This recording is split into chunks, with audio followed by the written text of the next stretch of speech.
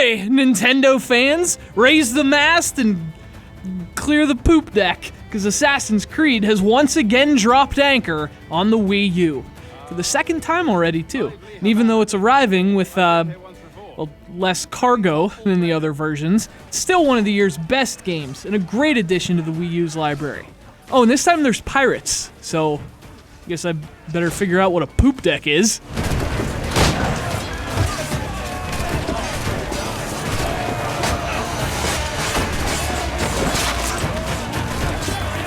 So, if you're new to the series, welcome aboard.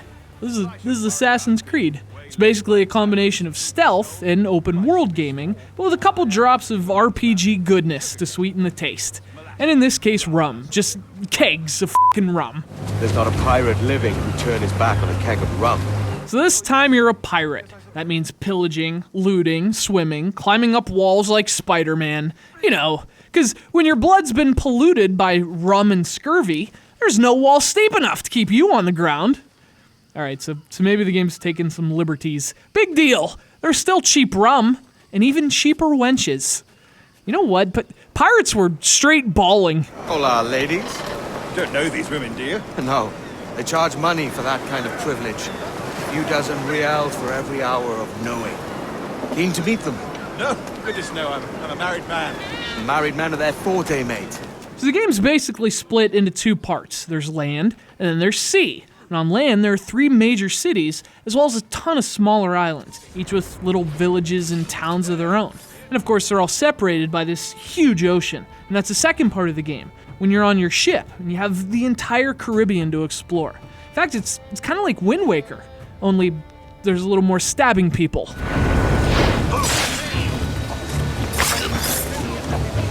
So the bulk of the main missions take place in the cities, and each one's completely open, so you can work toward your primary objectives, or you can go off the beaten path. The game has a ton of side quests and collectibles. There's always something to distract you from the mission at hand, in a good way. And because the core gameplay is so strong, exploring these places and dealing with whatever dangers they present is incredibly addictive, not to mention, generally, incredibly fun. Edward, is it?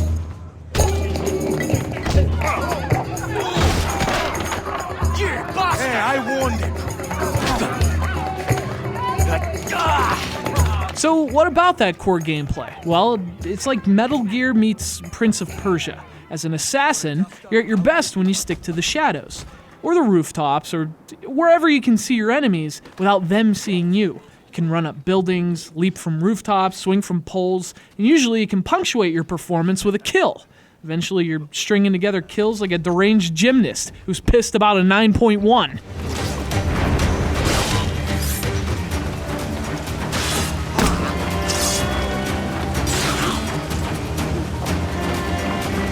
Now, unfortunately, these aerial assassinations come at a cost, and that's the controls. See, the game has this stickiness to everything. It assumes you're either running or going in a certain direction. Usually both. And when it's right, it makes your movements really smooth. But when it's wrong, it can make things a bit of a headache. You'll stick to ledges you're trying to jump away from. You'll climb things you weren't even trying to climb. It's annoying, but it can also compromise a mission. And that's when it gets a little frustrating. So the controls could use some work.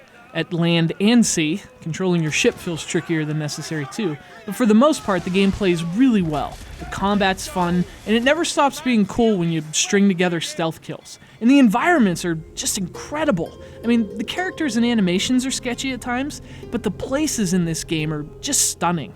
From tropical jungles to busy villages to cannon battles at sea, the game gives you these beautiful playgrounds, and the magic is that it lets you run absolutely wild in them, just like a pirate.